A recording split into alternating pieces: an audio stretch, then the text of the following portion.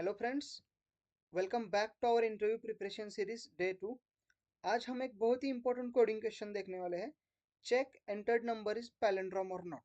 सो ये जो क्वेश्चन है ये मोस्ट ऑफ द इंटरव्यूज में पूछा जाता है। सो इस वीडियो को एंड तक ज़रूर देखना। और आपने अगर अभी तक हमारे चैनल को सब्सक्राइब नहीं किया है तो सब्सक्राइब करें और इसको अपने दोस्तों के साथ शेयर करें। सो चलो शुरू करते हैं। पैलिंड्रोम नंबर इन जावा। सो देखो, सबसे पहले हम समझेंगे कि ये पैलिंड्रोम होता क्या है। सो सपोज मेरे पास एक नंबर है, देखो 1 2 1 इस तरह से। सो इस नंबर को अगर मैं यहाँ से रीड करता हूँ तो ये क्या रीड होगा 1 2 1। और अगर इस नंबर को मैं रिवर्स रीड करता हूँ मतलब इस साइड से क्या होगा 1 2 1। सो इस तरह से जो ऐसे जो नंबर्स है इनको क्या कहते हैं, इनको कहते हैं पैलिंड्रोम नंबर्स। ठीक है, तो मैं एक नंबर एंटर करूंगा और वो जो नंबर है वो पैलिंड्रोम है या नहीं है ये हमें जावा प्रोग्राम की हेल्प से क्या करना है, फाइंड आउट करना है। तो उसके लिए हमें एक प्रोग्राम लिखना पड़ेगा। तो करना क्या है प्रोग्राम के अंदर, ये मैं आपको यहाँ पे बताऊंगा। सो देखो, जब ये इनिशियली मुझे एक नंबर मिलेगा, ठीक है, तो उसको मैं स्टोर करूंगा एक डमी वेरिएबल के अंदर। ठीक है, एक डमी वेरिएबल के अंदर उसको स्टोर करेंगे हम। बाद में ये जो ओरिजिनल जो नंबर है हमारे पास 1 2 1, इस नंबर को हम रिवर्स कर देंगे। ठीक है, इस नंबर को हम करेंगे रिवर्स। ठीक है, अब देखो रिवर्स की वैल्यू और ओरिजिनल की वैल्यू क्या आएगी, इक्वल ही आएगी ना। तो बाद में हम इन दोनों का कंपैरिजन करेंगे, जो रिवर्स नंबर है और जो हमारा ओरिजिनल नंबर है उनका हम कंपैरिजन करेंगे। अगर इनकी वैल्यू इक्वल आई तो वहां पे हम क्या मैसेज देंगे कि ये नंबर इज पैलिंड्रोम। और अगर इनकी वैल्यू इक्वल नहीं आएगी तो हमारा नंबर क्या है, पैलिंड्रोम नहीं है। दैट्स इट, ये हमारा होगा लॉजिक। सो देखो, उसके लिए हम अभी इक्लिप्स के अंदर प्रोग्राम को एग्जीक्यूट करेंगे। सो देखो, पहले मैं एक स्कैनर की हेल्प से एक नंबर यूजर से एक्सेप्ट करता हूँ। सो देखो इंट n, यहाँ पे मुझे क्या लगेगा, पहले स्कैनर यूज करना है तो स्कैनर क्लास का ऑब्जेक्ट बनाना पड़ेगा। So scanner S equal to new scanner system dot in, इस तरह से। यहाँ पे एक मैसेज दूंगा मैं, एंटर एनी नंबर, इस तरह से। और यहाँ पे एस डॉट नेक्स्ट इंट। ठीक है, अब देखो पहले मैं क्या करूंगा, यहाँ पे एक डमी वेरिएबल के अंदर उसको स्टोर करूंगा। सिंपली डी नाम से मैंने एक डमी वेरिएबल लिया और इसके अंदर मैंने n को स्टोर कर दिया। ओके, क्योंकि बाद में n की वैल्यू मॉडिफाई होने वाली है। अब यहाँ पे मुझे यूज करना है वाइल लूप। सो इस तरह से वाइल। अब वाइल वाइल में यहाँ पे हमें कंडीशन लगानी पड़ेगी। सो कंडीशन क्या लगाएंगे हम, while n is not equals to 0। अब ऐसा क्यों, मैं आपको बाद में बताऊंगा। ठीक है, सो चलो, अब यहाँ पे मुझे और एक वेरिएबल चाहिए, लाइक इंट आर। मतलब जो भी नंबर मुझे मेरा रिवर्स होके मिलेगा वो हम कहाँ स्टोर करेंगे, वो स्टोर करेंगे इस आर के अंदर। ठीक है, अब देखो यहाँ पे एक डिजिट नाम से मैं एक वेरिएबल बनाता हूँ। और यहाँ पे n mod 10, n mod 10 क्या करेगा, मुझे ये ला के देगा लास्ट डिजिट। ठीक है, अब नंबर रिवर्स करना है, समझो, नंबर मुझे रिवर्स करना है तो मुझे कहाँ से स्टार्ट करना पड़ेगा, पहले मुझे लास्ट डिजिट उठाना पड़ेगा, फिर मुझे ये 2 उठाना पड़ेगा और फिर से मुझे ये 1 उठाना पड़ेगा। ठीक है, इस तरह से कोई भी नंबर हो इसी तरह से हम उसको रिवर्स करते हैं। ठीक है, अब देखो ऐसा है तो ये जो n mod 10 है ये मुझे लास्ट डिजिट ला के देगा। तो इनिशियली अगर ऐसा कंसिडर किया कि मेरा जो नंबर है मैंने एंटर किया है 1 2 1, तो मुझे यहाँ पे क्या मिलेगा, मुझे यहाँ पे मिलेगा 1। ठीक है, अब देखो हम रिवर्स नंबर बिल्ड करेंगे। सो r इक्वल्स टू, यहाँ पे मैं लूंगा r इंटू 10, एक फॉर्मूला लगाऊंगा मैं यहाँ पे, प्लस डिजिट। ठीक है, ओके।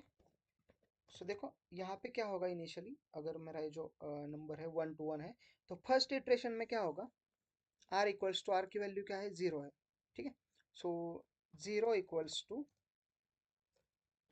0 इंटू 10, क्या आया यहाँ पे आया 0।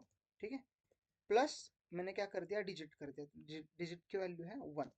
तो यहाँ पे मुझे मिला 1। ठीक है, तो r के अंदर क्या मिला मुझे, अभी मिला 1। ओके, इनिशियली फर्स्ट इटरेशन में हमारा ये लूप कब तक चलेगा, जब तक n की वैल्यू 0 नहीं होती तब तक हमारा ये लूप चलेगा। तो अभी के लिए n की वैल्यू क्या है, अभी के लिए हमारे पास n की वैल्यू हमने कंसिडर की है 1 2 1 है। ठीक है, अब देखो last step, n equals to n divide by 10। ठीक है, अब ये जो स्टेप है ना, ये क्या करेगी, लास्ट डिजिट को रिमूव कर देगी। It removes the last digit. जो भी मेरे पास लास्ट डिजिट होगा ना इस नंबर का, इसको रिमूव कर देगी। ठीक है, देखो ये पहली लाइन क्या करती है, हमें लास्ट डिजिट ला कर देती है, और ये दूसरी लास्ट वाली लाइन क्या करेगी, जो लास्ट डिजिट है उसको रिमूव कर देगी। ठीक है, सो देखो हमारे पास 1 to 1 है, तो इसने मुझे यहाँ पे क्या निकाल के दिया, n की वैल्यू इसने दी 12। इस तरह से अभी नेक्स्ट इटरेशन के लिए n की वैल्यू क्या है, n की वैल्यू है 12। सो यहाँ पे क्या मिलेगा, लास्ट डिजिट मिलेगा, लास्ट डिजिट मिला 2। ठीक है, अब देखो नेक्स्ट इटरेशन के लिए ये वाला कैलकुलेशन कैसे होगा। सो देखो अभी r की वैल्यू है 1, सो 1 into 10 मुझे मिला 10, प्लस ये जो वैल्यू है डिजिट की, इसके अंदर हमने ऐड की हुई है, तो यहाँ पे मुझे मिला 10 + 2, और मुझे मिला यहाँ पे फाइनली 12। सो देखो अभी के लिए r की वैल्यू क्या है, 12 है सेकंड इटरेशन के लिए। अब देखो यहाँ पे आया, इसने क्या किया, लास्ट डिजिट को रिमूव कर दिया, और मुझे मिला यहाँ पे 1। सो अभी के लिए थर्ड इटरेशन के लिए इसकी वैल्यू क्या मिली मुझे, इसकी वैल्यू मिली n। अभी n की वैल्यू 0 नहीं है, तो ये ऑब्वियसली लूप एग्जीक्यूट होगा। यहाँ पे आया, यहाँ पे आके उसको मिला, डिजिट के अंदर मिला 1 फाइनली। अब देखो फिर से ये वाला कैलकुलेशन होगा। अभी क्या है, 12 है हमारे r की वैल्यू, और अब r इंटू क्या मिलेगा, r इंटू होगा 10। सो यहाँ पे होगा 120, 120 प्लस 1, यहाँ पे क्या मिला, यहाँ पे मुझे मिला 121, मतलब रिवर्स होके नंबर मिला। ओके, इस तरह से फाइनली यहाँ पे क्या कर देगा, n डिवाइड बाई 10। अब देखो n की वैल्यू क्या हुई थी, n की वैल्यू मिली थी हुई थी यहाँ पे 1। सो 1 डिवाइड बाई 10 किया, तो इस तरह से यहाँ पे इसकी वैल्यू चली जाएगी लेस देन 0, राइट। इसकी वैल्यू क्या होगी, चली जाएगी लेस देन 0, तो ये लूप यहीं पे स्टॉप हो जाएगा। ठीक है, अब मुझे यहाँ पे क्या मिलता है, मुझे यहाँ पे मिलता है ये r, मतलब रिवर्स नंबर। ठीक है, अब इस r को n के साथ कंपेयर करने की गलती मत करना। बहुत से स्टूडेंट्स ये गलती करते हैं कि इस r को इस n के साथ कंपेयर करते हैं। ठीक है, बट वो ये नहीं सोचते कि इस n की वैल्यू हमने मॉडिफाई कर दी है। ठीक है, सो इस r को हमें कंपेयर करना है किसके साथ, इस d के साथ। ठीक है, ये जो d है डमी वेरिएबल है, इसके साथ हमें इस r को कंपेयर करना है। सो देखो if d equal equal r, number compare करने हैं तो आप लोग इक्वल इक्वल यूज कर सकते हो। ठीक है, स्ट्रिंग कंपेयर करनी है तो आप लोग वहाँ पे डॉट इक्वल्स यूज करना है आप लोगों को। ठीक है, सो नंबर इज पैलिंड्रोम, और अगर ये कंडीशन गलत हुई तो यहाँ पे क्या मिलेगा मुझे, नंबर इज नॉट पैलिंड्रोम। ठीक है, इस तरह से चलो इसको एग्जीक्यूट करते हैं। देखो एंटर एनी नंबर, मैंने यहाँ पे एंटर किया 1 to 1, क्या आया आउटपुट निकल के, नंबर इज पैलिंड्रोम। देखो फिर से एग्जीक्यूट करेंगे, यहाँ पे नॉन पैलिंड्रोम नंबर में एंटर करूंगा, तो यहाँ पे मैंने एंटर किया 1 2 3, यहाँ पे क्या मिला मुझे, यहाँ पे मिला नंबर इज नॉट पैलिंड्रोम। सो इस तरह से ये प्रोग्राम एग्जीक्यूट होगा। यहाँ पे इंपॉर्टेंट थिंग्स क्या आपको याद रखनी है, पहले क्या करो, एक नंबर एंटर करो। जब भी आपको इंटरव्यू में ये लॉजिक लिखने के लिए बोलेंगे, एक नंबर एक्सेप्ट करो। उसके बाद उस नंबर को, ये बहुत इंपॉर्टेंट थिंग है कि स्टोर इट इन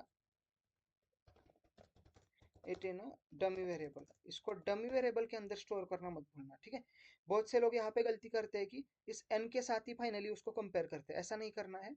जो भी रिवर्स नंबर निकाल के आया है उसको डमी वेरिएबल के साथ कंपेयर करो, क्योंकि डमी वेरिएबल के अंदर हमारी जो ओरिजिनल n की वैल्यू है, जो हमने इनिशियली एक्सेप्ट की थी यूजर से, ठीक है, वो वैल्यू वहाँ पे रहेगी, तो उसके साथ उसको कंपेयर करो।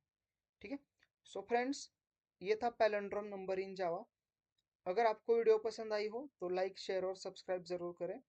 सो कल मिलते हैं डे 3 में एक नए इंटरेस्टिंग कोडिंग क्वेश्चन के साथ। So keep learning, keep coding. Thank you.